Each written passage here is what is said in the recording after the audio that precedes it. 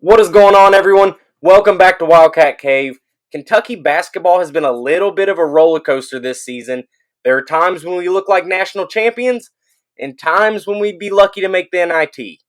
Last week, after losing to Mizzou and then beating Louisville at home, Kentucky has dropped out of the AP Top 25. If you're a Kentucky fan like me, that doesn't quite feel right.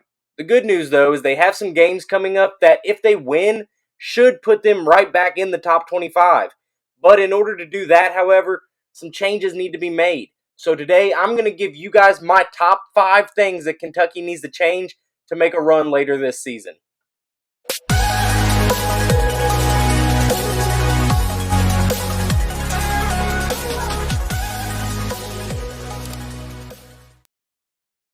Like I said, guys, Kentucky has some big games coming up to help catapult them back into the rankings, as well as build some confidence.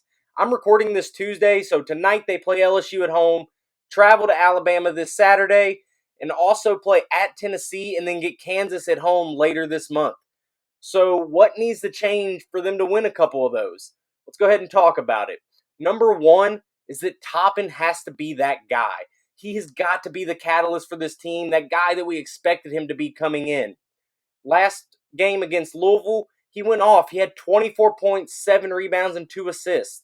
Now, I don't expect that output from him every game. I think that's a really high expectation for him, but he does have to be more efficient than he has been. Coming into that game, he had 13 points in the previous 4. That's not good enough. He has to be a guy that's averaging 9, 10, 11 points for the Cats. He's got to be more productive, and that doesn't just go for his offense. He needs to be productive in other ways. He's the best athlete on the floor no matter what, and he's got to be that. He's got to get that 7, 8, maybe 10 rebounds a game for Kentucky. Obviously, Oscar's going to do what he does, but if Kentucky wants to make the run, Toppin and whoever is at the 4 has to be more productive in scoring and on the defensive end. The 4 position has easily been the biggest weakness for the Cats this year. It was great seeing Toppin being able to do what he did against Louisville. Now we just need that to build his confidence and go forward into the next SEC games and then obviously further into the tournament. Number 2 is ball movement. This team looked a lot better in the half court when they were consistently passing and the ball never stopped. In my opinion, what we need to do is get the ball out of Sahvir Wheeler's hands as quick as possible. That doesn't mean I don't think Sahvir should play, but he is at his best when he's distributing and letting the game come to him. As soon as we cross into half court, 5 seconds into the shot clock, he needs to let Kaysen and Oscar get to work. Give the ball to Kaysen, let him and Oscar run the pick and roll, let them try to develop because those are your playmakers. Have Sahvir circle back, and then if the initial play with Kaysen and Oscar doesn't work, then give the ball back to Sahvir, set up a new play, and do the same thing until something develops, because it will. Fast passing and switching sides makes the defense chase. There was a couple series against Louisville, the ball never stopped. It was like 6 passes with 1 dribble, and the ball was reversing court constantly. It forced Louisville to chase, allowed open threes, allowed backside cuts, and off misses. When the defense is chasing, Oscar will be on that weak side to get the rebound, and we can start all over. Now, number 3 is passing up good shots for better shots.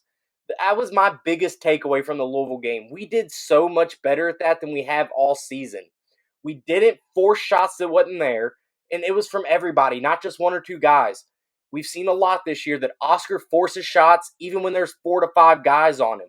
That's not good. I love Oscar. He's a beast. But when you have 4 dudes on you, somebody is open.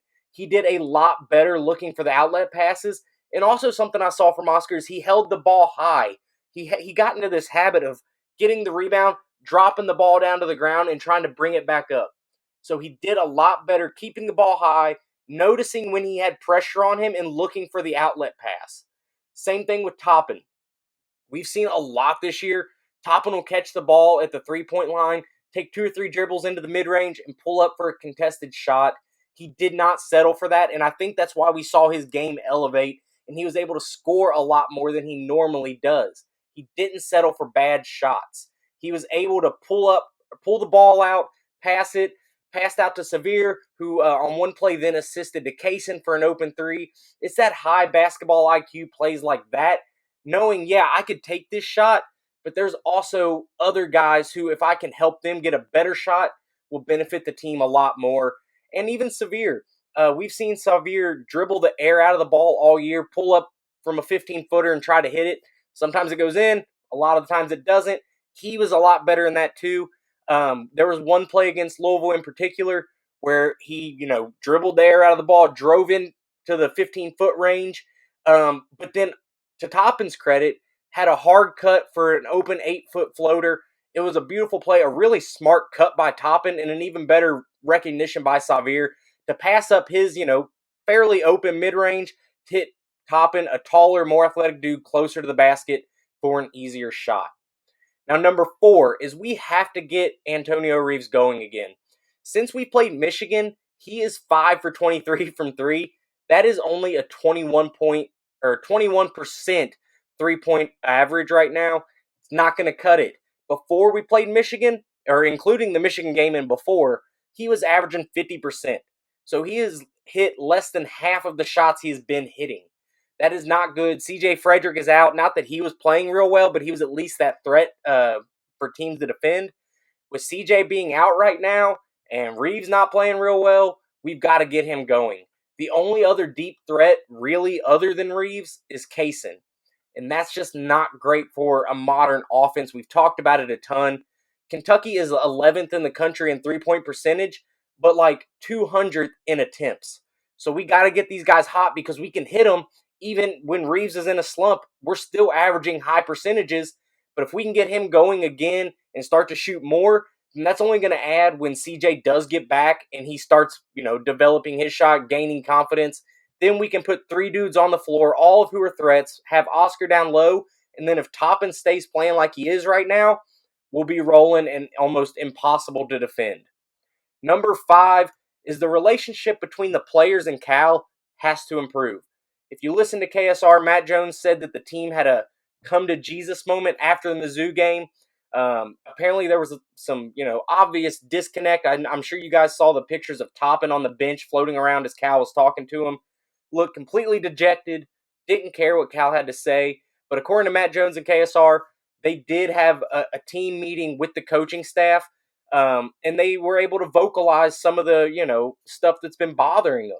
Apparently, and Oscar came out and said this publicly, which was surprising, that he even went as far as to tell Calipari to stop yelling at some of these dudes.